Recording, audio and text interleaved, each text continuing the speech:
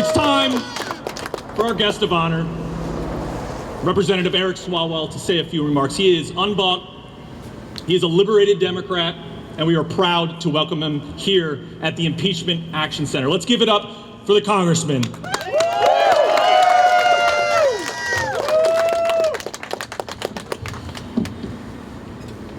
Donald Trump is America's Hitler. That's not even what I have said about him. That's what his own vice president called him. That's right. Yeah. His own vice president probably said the harshest words anyone in America has ever said about Donald Trump. No Democrat has even said that. But his own vice president called him America's Hitler. Well, he ain't proven us wrong in these first 150 days. These protests, by the way, they are not only about the unjust arrests of immigrants, otherwise known as our friends and neighbors who came to America in awe of hard work and our freedom.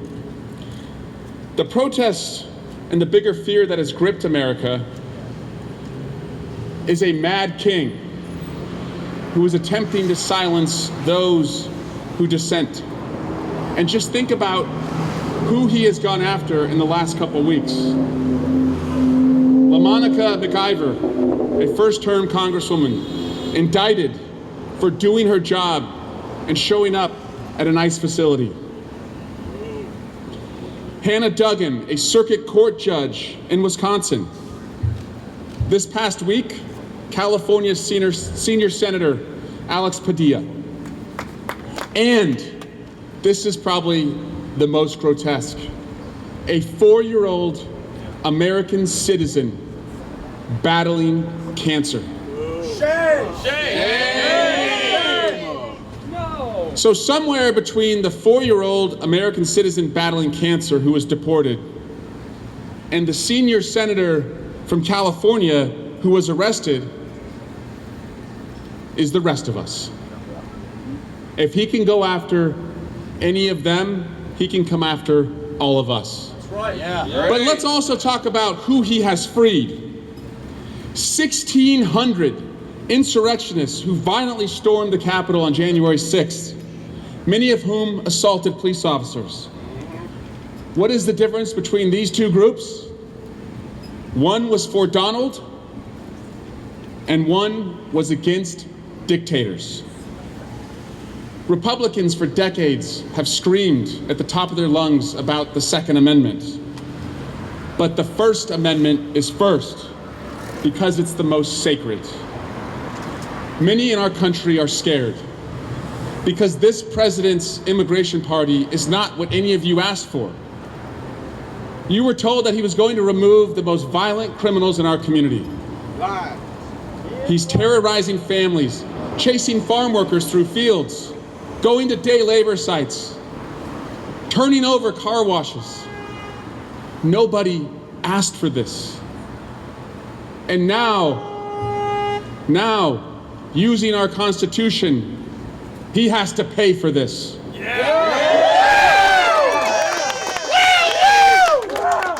Let's go! I was an impeachment manager in the second impeachment of Donald Trump. And I'll never forget what happened the night before we started the trial. We were in a small room just off the Senate floor, and an IT vendor team came in. They weren't affiliated with either party. They were just a contract team who came in to make sure that the room that the managers was using had all the IT needs that we'd use for the trial.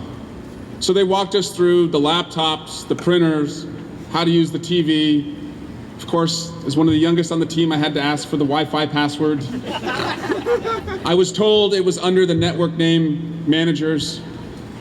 And so I pulled the IT vendor aside, who was probably 23, 24, after their presentation, and I said, I have to be honest, this is really impressive. We just impeached him, and you have this fully functioning room ready for us to go. And without any irony, he looked at me and he said, well, we were the team that did the first impeachment, And we figured you all would be back, so we just left everything up. We know who this guy is. Yeah, we do. And we are coming back for a third time. So if you aren't doing everything that the Constitution gives you to do to hold a mad king accountable, you're not doing it right. He's got to go. He's got to go. He has got to go. He has got to go. He has got to go. He has got to go. He has got to go. He has got to go. He has got to go. And we're not helpless to make that happen. Small victories are going to bring us big victories. Yeah. We're seeing the small victories, like winning in Wisconsin when Elon Musk spent $30 million there, and the voters there, with their help, said democracy will not be bought. We're winning in the courts. Donald Trump is getting his ass kicked in the courts. He's losing in front of Trump-appointed judges.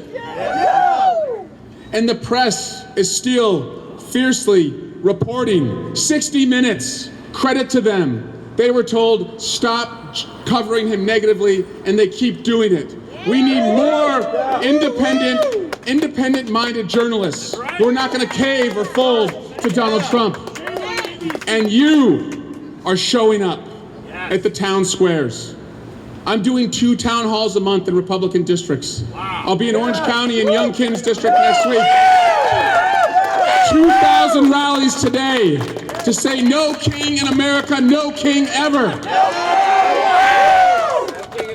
And we're going to march with those small victories to New Jersey and Virginia this November and win the governor's races there. And then we're going to win the midterms. And then we're going to get to work. So many more will be wrongly imprisoned or arrested over the next few years. But what Donald Trump does not get is that while he might have the power to take away an individual's freedom, he'll never have the right to take away all of our voices. No, he won't. That's the first promise of America. And to that I say, we surrender to no one and never to a mad king. I'm all in.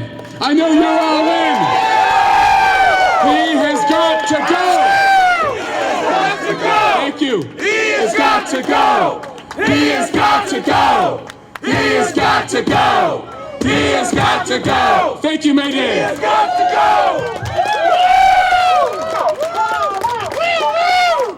All right. Swalwell, Swalwell, Swalwell, Swalwell, Swalwell, Swalwell, Swalwell. Great, guys. I mean, that's what this is all about.